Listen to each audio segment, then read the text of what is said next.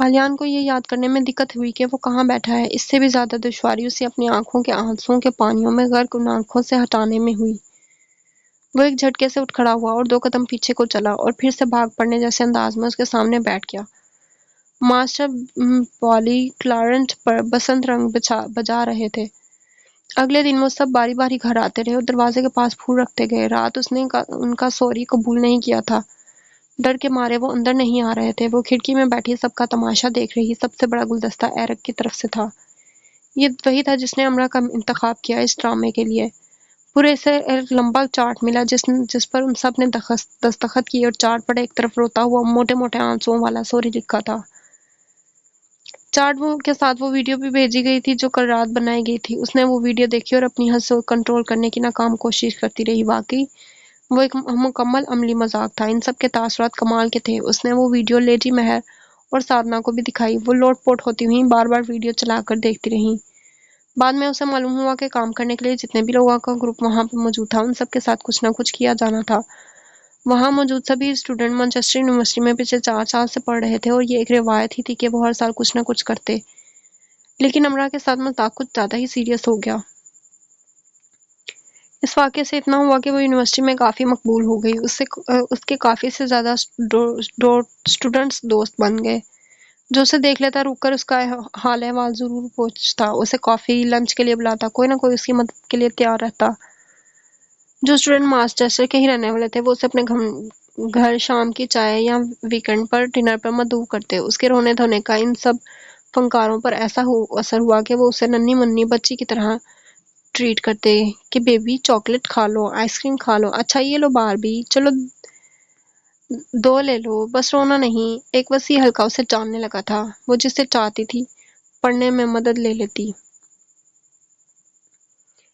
इसी दौरान शटलकॉक में एक रूसी वीरा और एक जापानी एनोन गई। जापानी तो बहुत खामोश तपा थी, साल में एक बार बोलने वालों जैसी। उसने लेडी महर को कहानी सुनाने पर लेडी महर ने उसे खुद ही रोक दिया कि वो बस चुपचाप घर में रहती रहे। अलबत्ता वीरा ने अपनी शेर सोच में होने वाली 22वीं सरमाई ओलेक्स की वो कहानियां सुनाई कि खुद अमरा का जी चाहा कि काश वो कोई एथलीट होती। काश फारिग औकात में वीरा मैनचेस्टर की सड़कों पर देती। उसका कद 6 फुट 2 इंच था। बाल कमर से बहुत नीचे तक लंबे थे। यहाँ साइकिलिंग करती या स्केटिंग। जब वो ये दोनों करती तो लगता कि कोई परी बिना परों के सड़क पर नीची परवास पर उड़ रही है। उसके बाल जो ऊंची पोनी की सूरत में बंधे लहराते उड़ते। एक बार वीरा ने उसे स्केटिंग शूज पहना दिए और अमरा मुंह के बल सड़क पर स्केटिंग शूज पहना दिए और अमरा मुंह के बल सड़क पर गिरी। नाक की हड्डी इतनी बच गई कि सर्जरी की जरूरत न रही। बाकी सारी कसर पूरी हो गई। अमरा का बस किराया ही बचा। वो वीरा के साथ ही उसकी साइकिल पर बैठकर यूनिवर्सिटी चली जाती। लेकिन वीरा के साथ साइकिल पर बैठना भी इतना मुश्किल था जितना रोलर कोस्टर पर बैठना। दिल गुर्दे का काम था। किराया बचाने के लिए वो अपने दिल गुर्दे रोज मजबूत करती। वो साइकिल पर हजार हजार करतब दिखाती हुई जाती। वीरा कुछ अखबारात के लिए कॉलम लिखती थी, इसलिए उसे नौकरी करने की जरूरत नहीं थी। उसने शटलकॉक हाउस में छोटे मोटे मुरम्मत के काम आसानी से कर दिए, जिसकी लेडी मेयर ने उजरत भी दी। उसका सर नाम में हिलाते अमरा ने कम ही देखा था। उसे जैसे सभी काम करने आते थे। ड्रेक की मदद से उसे जूतों के एक स्टोर में काम मिल गया। उसका काम बिल बनाना था, बस काफी आरामदा काम था और इसकी हफ्तावार तनख्वाह भी अच्छी थी। हफ्ते में एक बार वो कैफे जरूर जाती और अपने साहब का बॉस से कॉफी के साथ साथ हल्की फुल्की बातचीत भी करके आती। अब तो दादी और अम्मा भी उससे बात करते आप दीदा हो जाती थीं। उसे हैरत हुई। इसने पहली बार दादी को अपने आंसू साफ करते देखा। हमाद और अली उसे काफी तमीज से मुखातिब करते। दानिया उसे खानदान में होने वाली तकरीबात की वीडियोस भी भेजती रहती। उसे तो कोई दिलचस्पी नहीं थी, अलबत्ता साधना, लेडी महर, वीरा काफी शौक से इन वीडियोस को देखती थी। वैसे तो मौसम आबर आलूद रहता ही था और हल्की फुल्की बारिश हो जाती थी, लेकिन इस दिन हल्की लेकिन मुसलसल बारिश हो रही थी। ठंडी हवा चल रही थी। वीरा को किसी अखबार के दफ्तर जाना था, इसलिए वो अकेली ही ऑक्सफोर्ड सड़क पर वॉक करती सुस्त रवि से चलती रही। उसे कतन जाने की जल्दी नहीं थी। वो मौसम से लुत्फ अंदोज हो रही थी। गीली गीली इमारतें, नम नम मंजर उसे अच्छा लग रहा था। بھلے وہاں کے مقابل اس موسم سے عاجز آ چکے ہوں، پر غیر ملکی خاص کر گرم ملک کے باشندوں کی جان تھی اس موسم میں۔ اس نے گہری گلابی رنگ کے ویرا کے اسٹول کو گردن میں 2 بل دے رکھے تھے، انہیں کھول کر اس نے سر پر اوڑھ لیا، پھر اس نے واپس گردن میں بل ہی دے دیے۔ بارش کی ہلکی پھوار سر پر پڑتی اچھی لگ رہی تھی۔ ایک دم سے پیچھے سے ایک نیلی چھتری جس پہ گل لالا کے پھول بکھرے تھے اس کے سر کے اوپر تن گئی۔ اس نے سر اٹھا کر دیکھا، پھر چھتری پکڑے ہاتھ کو۔ وہاں آلیان، تمہیں اپنی ٹویٹ نہیں چاہیے؟ آج میں تمہیں برگر کھلا سکتا ہوں اور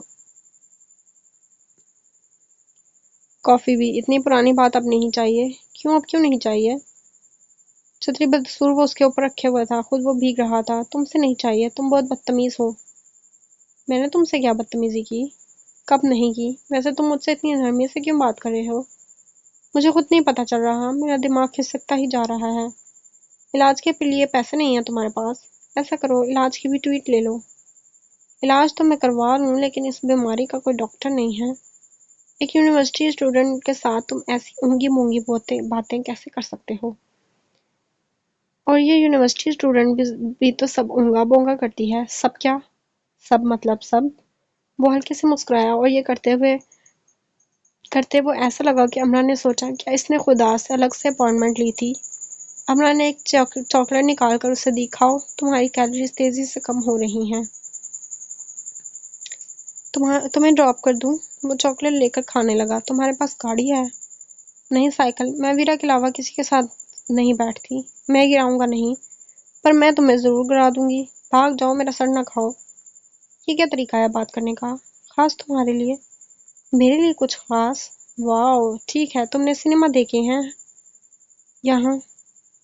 اس کے پورے سر پر بارش کے قطرے لکن میٹی کھیل رہتے ہیں۔ ہاں، ویرا کے ساتھ گئی تھی۔ اس نے یقیناً تمہیں ہنگر گیمز دکھائی ہوگی۔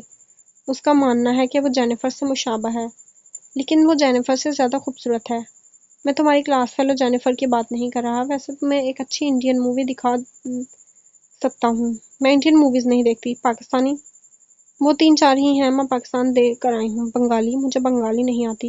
ایرانی، افغانی، تاجکستانی، کمانی، عراقی، مصری، اور ہاں اینیمیٹڈ۔ کیا تم نے فلم دیکھی ہے اینیمیٹڈ کبھی سنیما میں؟ کیا تم نے رٹاٹول دیکھی ہے؟ دیکھو، اگر تم نے اتنی عظیم فلم نہیں دیکھی تو میں تمہیں پہلے اس کی کہانی سنا سکتا ہوں۔ دیکھنا جو خود تمہارا دل چاہے گا کہ تم یہ فلم دیکھو۔ یہ قابل ذکر چوہے اور اس کے محسن کی کہانی ہے۔ چوہا جس کے ہاتھ میں کمال کا ذائقہ ہوتا ہے اور وہ دنیا کے کسی بھی بڑے سے بڑے شیف کے زیادہ اچھا اور لذیذ کھانا بنا سکتا ہے۔ ایسا کھانا جس کے کھانے والے کو نظیر نہیں ملتی۔ اور ایسی ترکیب اور سلیقے سے چوہا شیف ہوتا ہے، مطلب جو کھانا بناتا ہے۔ ہاں، تم غلط سمجھ رہی ہو، وہ کھانا بنانے سے پہلے ہاتھ دھوتا ہے۔ اس کے ہاتھ صاف ہوتے ہیں، بلکہ تمہاری طرح۔ چوہا اور کھانا۔ امرا نے سر کو زور زور سے ہلایا۔ جھٹکا۔ چوہا اور میرے ہاتھوں جیسے آلیان نے چھاتے کو بند کیا۔ اس کا ہاتھ تھک چکا تھا اور چلتے چلتے وہ رک گیا اور اسے بھی روک لیا۔ اب بارش کے قطرے دونوں کے بالوں میں لک چھپ جا رہے تھے۔ پھر کرنا کیا؟ یہ جو ابھی کیا تھا۔ کیا کیا تھا؟ وہی جو چوہے کے نام پہ کیا تھا۔ امرا کو پھر سے چوہے کا خیال آ گیا۔ ایک بار پھر کرنا یہی پلیز۔ تم پاگل ہو کیا؟ کیا کہہ رہے ہو؟ جب تم یہ کرتی ہو تو تمہاری بھوری بھویں اور آنکھیں بچکانہ سا رقص کرتی ہیں اور تمہاری ناک یہ دائیں بائیں لہرا کر اکساتی ہے کہ اسے پکڑ کر اسے چٹکی بھری جائے۔ تم میرا وقت ضائع کر رہے ہو۔ امرا کو لگا وہ اس کی ناک کی چٹکی بھر لے گا۔ اچھا، تمہارا وقت بھی اب قیمتی ہو گیا۔ اچھا چلو پھر فلم کے لیے پکا گا۔ اگر ویرا جانے کے لیے تیار ہو گئی۔ ویرا؟ ہاں، دادا نے کہا ہے ہر جگہ اسے ساتھ لے کر جاؤں۔ دادا جی کو یہاں ساتھ لے آتی، وہ بھی پھر بھی اچھا تھا۔ تم میرے دادا کا مذاق اڑا رہے ہو۔ چلو ویرا کو بھی لے آنا۔ اور وہ ویرا کو بھی لے گئی۔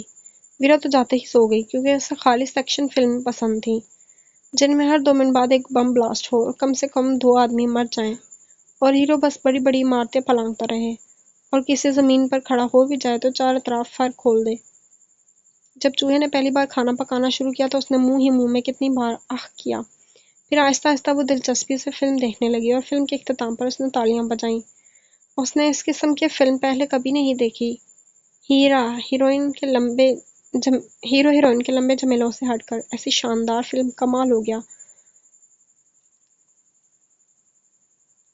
جب وہ ویرا کی سائیکل پر بیٹھ رہی تھی گھر جانے کے لیے تو عالیہ نے بہت آہستگی سے اس سے فرمائش کی، ایک بار کہہ دو آہ۔ وہ کہہ کر لگا کر ویرا کو مضبوطی سے پکڑ کر بیٹھ گئی۔ وہ وہیں کھڑا اسے جاتے ہوئے دیکھتا رہا۔ کچھ لوگوں کا آنا جتنی خوشی دیتا ہے ان لوگوں کا جانا اتنی ہی تکلیف دیتا ہے۔ وہ اس وقت ننھی منی سی اسے تکلیف سے گزر رہا تھا۔ وہ عالیہ مارگریٹ جو جب سیٹی بجاتا دونوں ٹانگوں کو ہوا میں اچھال کر ان کی تالی بجاتا ہے تو کم سے کم 50 لوگ اسے مڑ کر دیکھنا ضرور پسند کرتے ہیں۔ اگر وہ غصے سے بھی کسی کو دیکھتا ہے تو بھی اس پر پیار ہی آتا ہے۔ لیڈی مہر شادی کے 10 سال تک بے اولاد رہیں۔ پھر جب دونوں نے بچہ گود لینے کا سوچا تو ان کے شوہر احمد حسین کا کار کے حادثے میں انتقال ہو گیا۔ احمد حسین دل کے سرجن ڈاکٹر تھے۔ وہ ایک کامیاب اور نرم خو انسان کے چلے جانے کے بعد ان کی بیوی اتنی کامیاب سے زندگی نہ گزار سکیں۔ پہلے والد سے ان کا آدھا حصہ مفلوج ہوا۔ وہ 2 سال پرائیویٹ ہسپتال میں رہیں۔ میکے کے نام پر ان کے خاندان میں صرف ایک باپ تھے جو ان کی 2 سالہ بیماری کے دوران چل بسے۔ احمد حسین کے 3 بھائی تھے لیکن وہ اس صورت میں مہر سے ملنا چاہتے تھے۔ اگر وہ احمد حسین کی جائیداد ان کے نام کر دیتی، ایک گھر اور میڈیسن کمپنی کے شیئرز۔ مہر بچہ گود لینا چاہتی تھیں، اب وہ بھی نہیں لے سکتی تھیں۔ ان کی حالت ہی ایسی نہیں تھی۔ وہ اپنے آپ کو نہیں سنبھال سکتی تھیں، بچے کو کیسے؟ اور اس میں انہیں کوئی بھی ادارہ بچہ نہ دیتا تو انہوں نے بچوں کو ان اداروں میں رکھ کر ہی پالنا شروع کر دیا۔ ایک ادارہ تھا آور کڈز، ہمارے بچے، جو بچہ پالنے کے خواہش مند افراد کو ایک بچے سے ملا دیتے اور پھر اس کے اخراجات کے پیسے لیتے رہتے اور اسے اپنے پاس رکھ کر ہی اس کی تعلیم و تربیت کرتے ہیں۔ مہر نے یہاں ایک نہیں پورے 10 بچوں کو لے کر پالا۔ وہ کمپنی سے ملنے والے منافع سے اپنے اخراجات کے لیے نکال کر باقی سب ادارے کو دے دیتی۔ بچے مہینے میں ایک بار ان سے عقل مل جاتے، ایک پورا دن ان کے پاس گزار کر جاتے۔ مہر کو ماما کہتے